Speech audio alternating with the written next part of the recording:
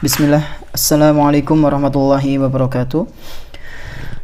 Alhamdulillahirrabbilalamin. Wassalatu wassalamu ala nabiyyina Muhammadin wa ala alihi wa ashabihi wa man tabi'ahum bi ihsanin ila yaumiddin.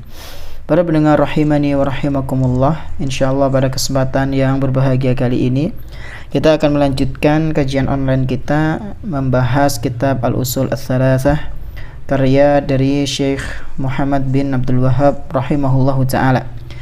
Dan ini adalah pertemuan kedua, kita masih dalam pembahasan biografi penulis, yaitu biografinya Al-Imam Muhammad bin Abdul Wahhab rahimahullahu ta'ala.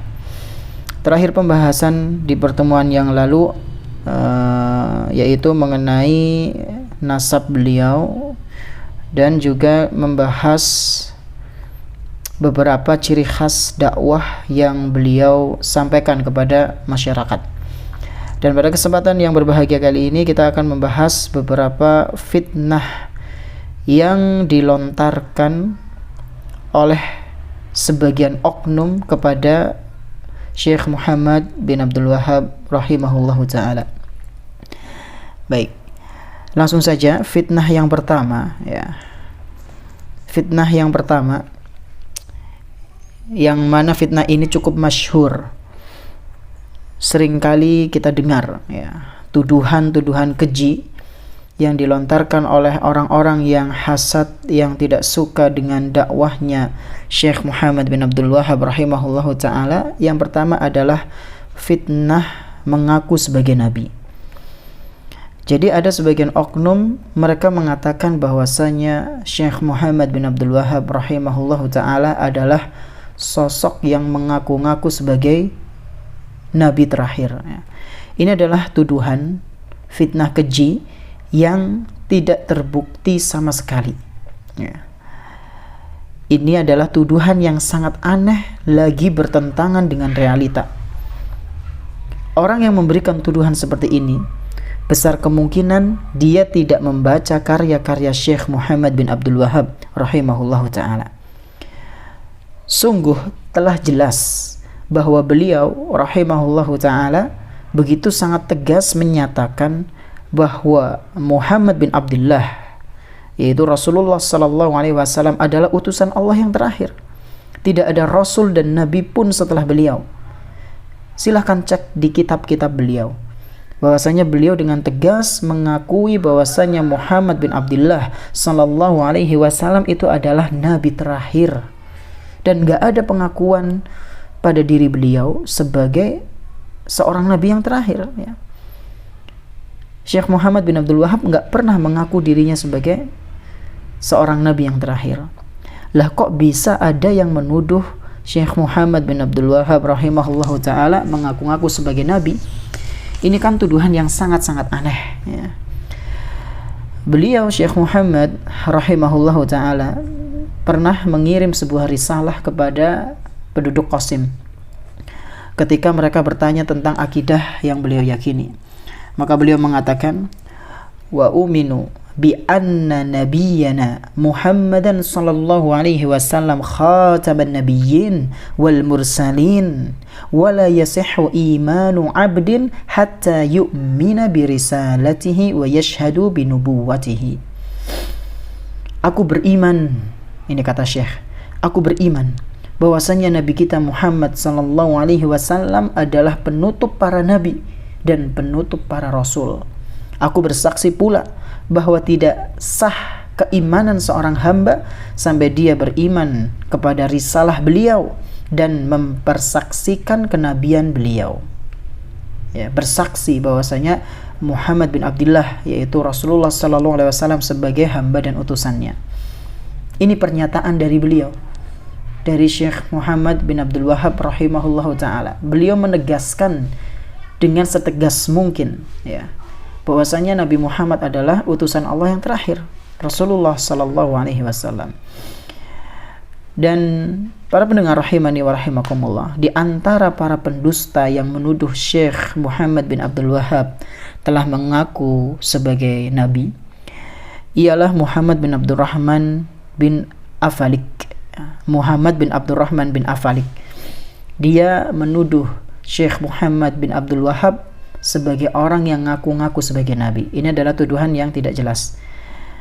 Ia pernah mengatakan di salah satu bukunya tentang Syekh Muhammad bin Abdul Wahhab rahimahullahu ta'ala, bahwasanya sebagaimana yang tinggal di Najd yaitu Musailamah al-Kadzdzab, di mana ia pernah mengaku-ngaku sebagai nabi dengan lisannya.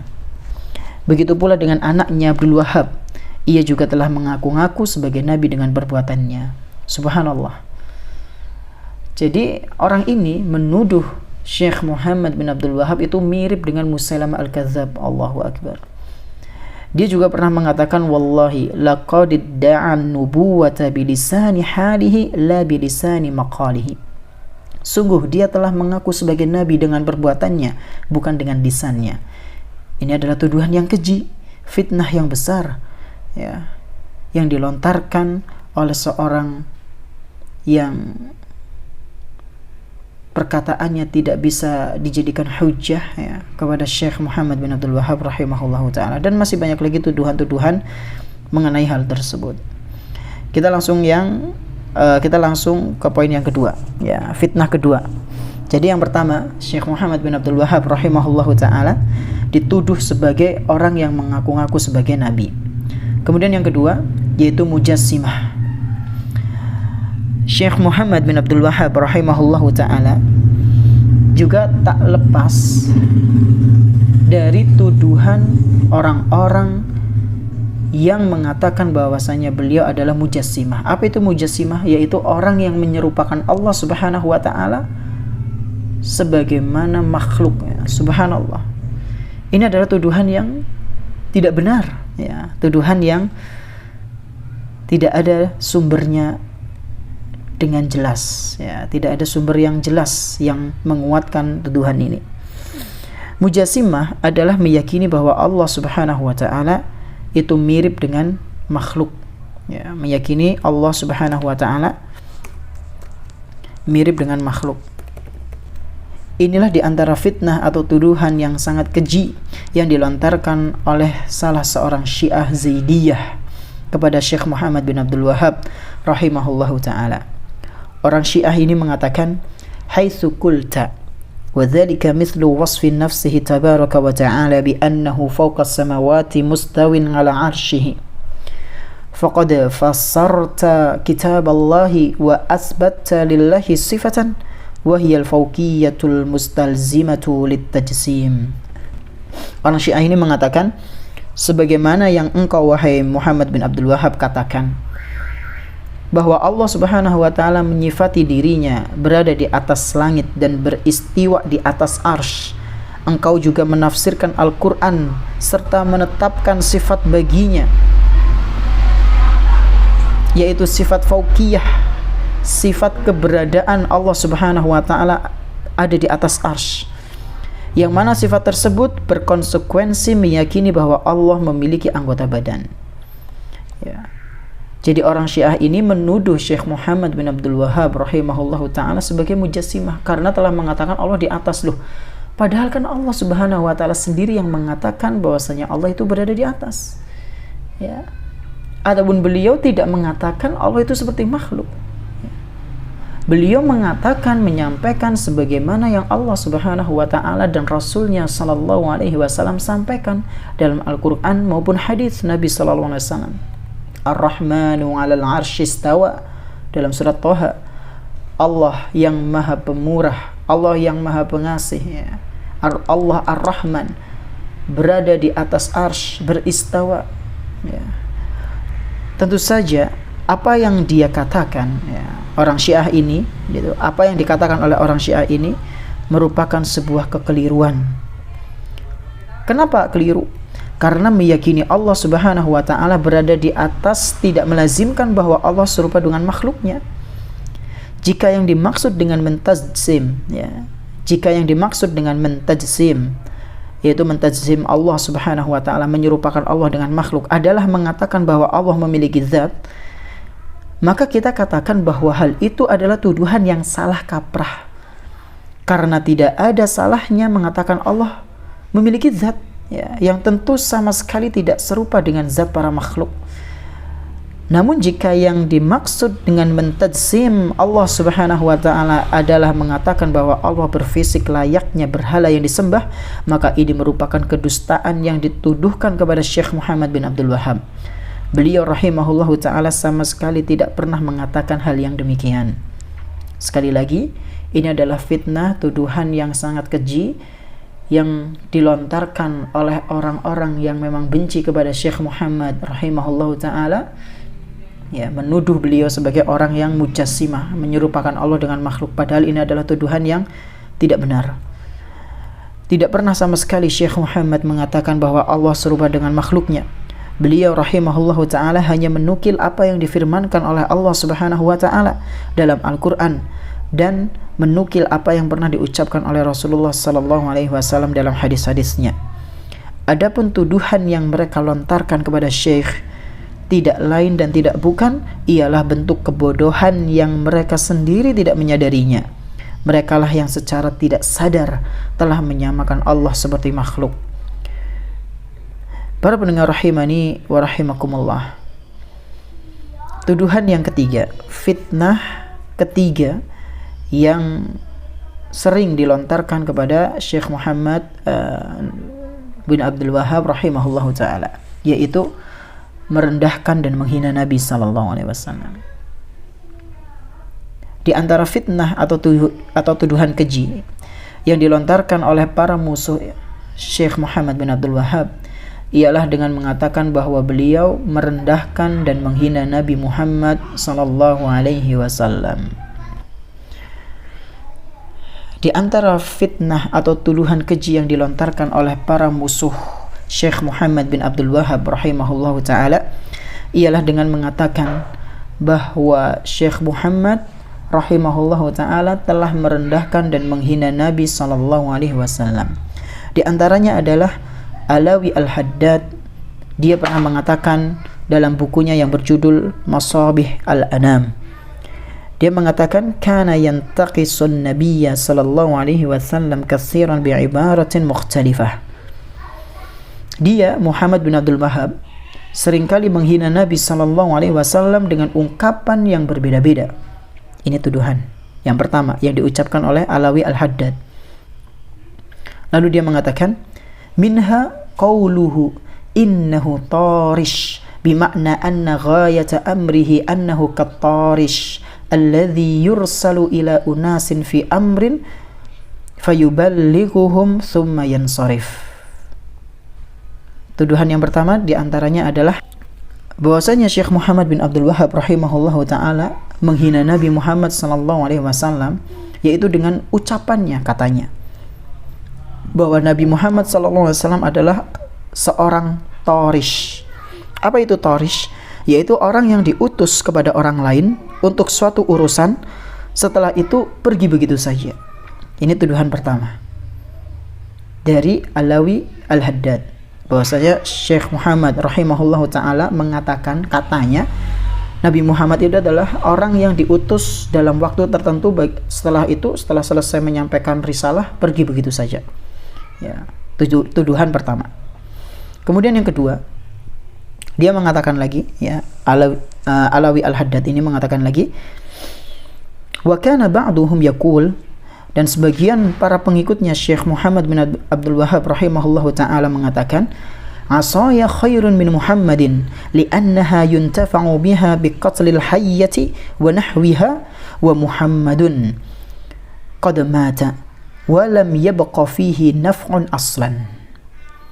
Tuduhan kedua yang disampaikan oleh Alawi Al-Haddad adalah sebagian para pengikut Syekh Muhammad bin Abdul Wahhab rahimahullahu ta'ala, katanya ada yang mengatakan seperti ini, tongkatku jauh lebih bagus, jauh lebih bermanfaat daripada Muhammad sallallahu alaihi wasallam. Kok bisa? Karena tongkatku ini bisa untuk membunuh ular dan selainnya, sedangkan Muhammad sallallahu alaihi wasallam itu sudah mati dan tidak berguna lagi. Subhanallah. Tuduhan kedua. Yang pertama dituduhkan kepada Syekh Muhammad rahimahullah, yang kedua tuduhan ini, ya, ditujukan untuk para pengikutnya, ya, menuduh para pengikutnya, katanya sebagian ada yang mengatakan tongkat ini jauh lebih bermanfaat daripada Rasulullah SAW. Lalu Alawi Al-Haddad melanjutkan ucapannya, wa innama huwa tarish wa madha wa bihadha yakfuru 'inda al-madhahibil arba'ah wa min dhalika annahu kana yakrahu as-salata 'ala an-nabi sallallahu alaihi wasallam wa yata'adza min sama'iha. Subhanallah. Alawi Al-Haddad melanjutkan perkataannya, dia hanyalah seorang tarish. Dia di sini maksudnya yaitu Muhammad sallallahu alaihi wasallam. Rasulullah itu hanyalah seorang tarish yang telah tiada. Ya. Dengan ucapan seperti ini, maka dia telah kafir menurut 4 mazhab. Dengan ucapan seperti ini, maka kata Alawi Al-Haddad, dia telah kafir menurut 4 mazhab.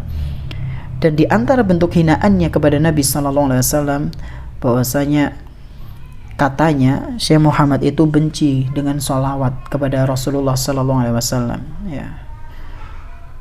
Senantiasa tidak merasa nyaman jika mendengar sholawat. Ini adalah tuduhan-tuduhan keji yang dilontarkan oleh Alawi Al-Haddad, ya, dengan tuduhan-tuduhan yang tidak ada buktinya.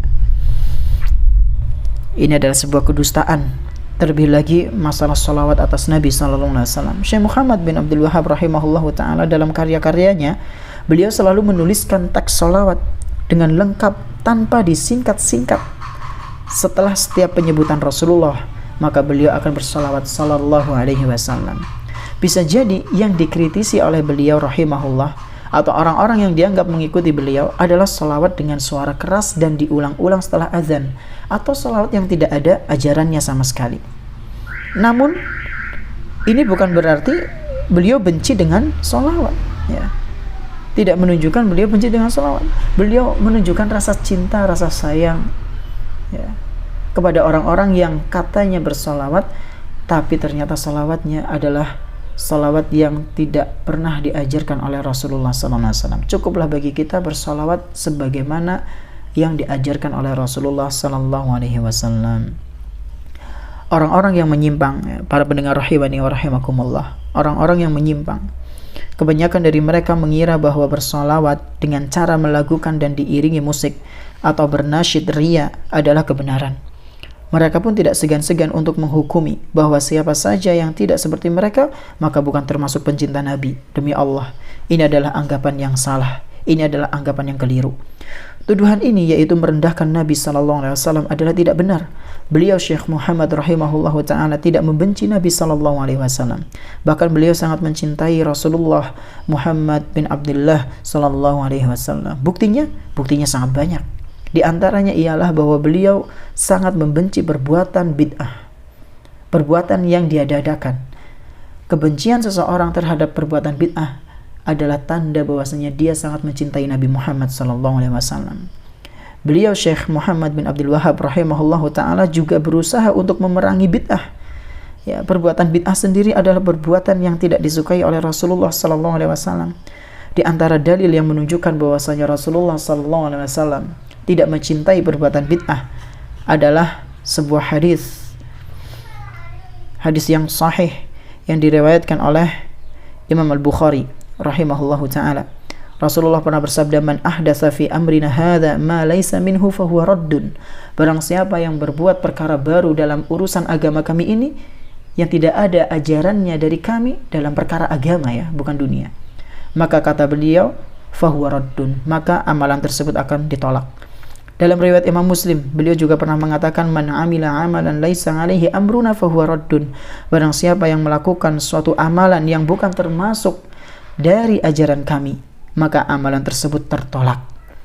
Mengenai hadis ini, Imam Ibn Rajab Al-Hanbali rahimahullahu ta'ala mengatakan, apabila suatu amalan diniatkan bukan untuk mengharap wajah Allah, maka pelakunya tidak akan mendapatkan pahala. Begitu pula dengan amalan yang tidak ada ajarannya dari Allah dan Rasulnya sallallahu alaihi wasallam, maka amalan tersebut tertolak.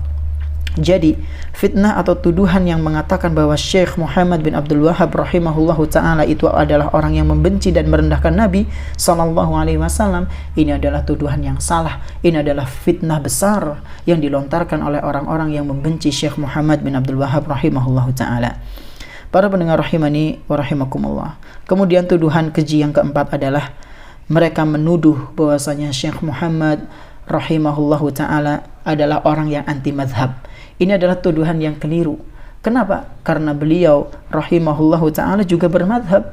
Madhab beliau sebagaimana yang telah disampaikan kemarin adalah Hanbali. Beliau mengikuti madhab Hanbali, Imam Ahmad bin Hanbal rahimahullahu ta'ala. Adapun yang diperangi oleh beliau adalah sebagaimana yang disampaikan kemarin, orang-orang yang fanatik buta terhadap madhab. Jadi yang keempat ini adalah tuduhan yang tidak benar. Kemudian yang kelima, beliau rahimahullahu ta'ala dituduh sebagai orang yang berakidah khawarij atau takfiri. Jadi ada sebagian orang yang menuduh Syekh Muhammad bin Abdul Wahab rahimahullahu ta'ala adalah orang khawarij, ya, takfiri. Ini adalah tuduhan keliru. Ini adalah tuduhan keliru. Tuduhan ini telah menyebar luas di kalangan manusia, di kalangan masyarakat, baik dari para penuntut ilmu sampai orang awam. Mereka termakan oleh isu Wahabi yang digembar-gemborkan oleh para musuh Syekh Muhammad bin Abdul Wahab rahimahullahu ta'ala. Pada kesempatan kali ini, ya, kita akan coba sedikit membahas masalah ini. Para pendengar rahimani wa rahimakumullah, gerakan Wahabiyah yang seringkali identik dengan teroris dan mudah mengkafirkan sebenarnya bukanlah gerakan yang dipimpin oleh, ya, Syekh Muhammad bin Abdul Wahab. Sekali lagi, ini adalah gerakan yang bukan dipimpin oleh Syekh Muhammad bin Abdul Wahab rahimahullah ta'ala, akan tetapi merupakan sempalan khawarij ibadiyah yang dinisbatkan kepada tokoh sentralnya, yaitu Abdul Wahab bin Abdurrahman bin Rustum, yang merupakan pemimpin kedua negara Rustum al-Ibadiyah di daerah Tahriat al-Jazair yang berdarah Persia. Dia termasuk kandidat terkuat pemimpin Ibadiyah untuk mengganti posisi ayahnya yang pemilihannya dilakukan dengan cara musyawarah. Dia memegang tampuk kepemimpinan sebulan setelah ayahnya meninggal, yaitu di tahun 171 Hijriah. Dia meraih dukungan penuh dari para pengikut Ibadiyah, ya, yang tidak pernah diraih oleh pemimpin Ibadiyah sebelumnya. Dia ini, Abdul Wahab bin Abdurrahman bin Rustum, adalah seorang yang ahli fikih, seorang alim dan pemberani, hingga sering terjun langsung di medan perang. Masya Allah. Ya, Abdul Wahab bin Abdurrahman bin Rustum ini memiliki banyak prestasi yang patut dikenang, ya, dalam tanda kutip. Dia menjalankan kepemimpinan hingga wafat, sementara tahun wafatnya diperselisihkan. Namun menurut Az-Zirikli, ia meninggal pada tahun 190 Hijriah. Para pendengar rahimani wa rahimakumullah, Wahabi atau Wahabiyah adalah firqah sempalan ibadiyah khawarij yang lahir pada abad kedua Hijriah, yang dinisbatkan kepada tokoh sentralnya, yaitu Abdul Wahab bin Abdurrahman bin Rustum. Wahabi yang sangat ekstrim, memusuhi Ahlus Sunnah, sangat membenci Syiah, dan sangat jauh dari ajaran Islam yang murni. Musuh-musuh Islam terutama kalangan Sufi, kaum Darwis, kaum imperialisme, dan kaum munafikun memanfaatkan propaganda ini untuk menciptakan permusuhan di tengah kaum muslimin. Mereka menyematkan baju lama, yaitu Wahabi, dengan berbagai macam atribut penyimpangan dan kesesatannya untuk menghantam dakwah Syekh Muhammad bin Abdul Wahab rahimahullahu ta'ala, atau setiap dakwah mana saja yang mengajak untuk memurnikan Islam dan mengajak kepada kemurnian tauhid yang menjadi ancaman berat bagi mereka. Sehingga mereka berusaha dengan sekuat tenaga siang dan malam untuk memadamkan cahaya Allah Subhanahu wa taala melalui dakwah Syekh Muhammad bin Abdul Wahab rahimahullahu taala, dengan cara mereka menyebarkan isu Wahabi. Pihak yang paling diuntungkan dengan propaganda dan isu Wahabi ini adalah kaum penjajah salibis dan agen-agen Yahudi. Karena pengaruh dakwah salafiyah yang digulirkan Syekh Muhammad bin Abdul Wahab rahimahullahu ta'ala sanggup merontokkan singgasana penjajah, menghancurkan angan-angan kaum salibis, dan melumatkan tahta agen Yahudi. Sehingga para pengikut Syekh Muhammad rahimahullahu ta'ala dianggap sebagai batu sandungan paling berbahaya bagi mereka, yaitu orang Yahudi dan yang semisalnya. Dan menurut mereka, dakwah Syekh Muhammad bin Abdul Wahab rahimahullahu ta'ala sangat mengancam eksistensi imperialisme di negeri-negeri Islam. Contohnya Inggris. Mereka menggulirkan isu Wahabi di India, Perancis menggulirkan isu Wahabi di Afrika Utara, bahkan Mesir menuduh semua kelompok yang menegakkan dakwah tauhid dengan sebutan Wahabi. Italia juga mengipaskan tuduhan Wahabi di Libya dan Belanda. Adapun di Indonesia, Imam Bonjol lah yang dituduh sebagai Wahabi dengan perang Badrinya. Semua itu mereka lakukan karena sangat ketakutan terhadap pengaruh dakwah tauhid yang dibawa oleh Syekh Muhammad bin Abdul Wahab rahimahullah ta'ala. Para pendengar rahimani wa rahimakumullah, Syekh Muhammad bin Abdul Wahab rahimahullah ta'ala wafat pada tahun 1206 Hijriah. Semoga Allah subhanahu wa ta'ala merahmatinya dan memasukkan beliau ke dalam surganya. Allahumma amin. Demikianlah biografi ringkas mengenai perjalanan hidup Syekh Muhammad bin Abdul Wahab rahimahullah ta'ala. Semoga apa yang kami sampaikan ini bisa bermanfaat dan bisa diambil pelajarannya. Dan mungkin ini yang bisa kami sampaikan. Terima kasih atas perhatiannya. Kita tutup dengan doa kafaratul majlis. Subhanakallahumma bihamdik asyhadu an la ilaha illa anta astaghfiruka wa atubu ilaik. Wassalamualaikum warahmatullahi wabarakatuh.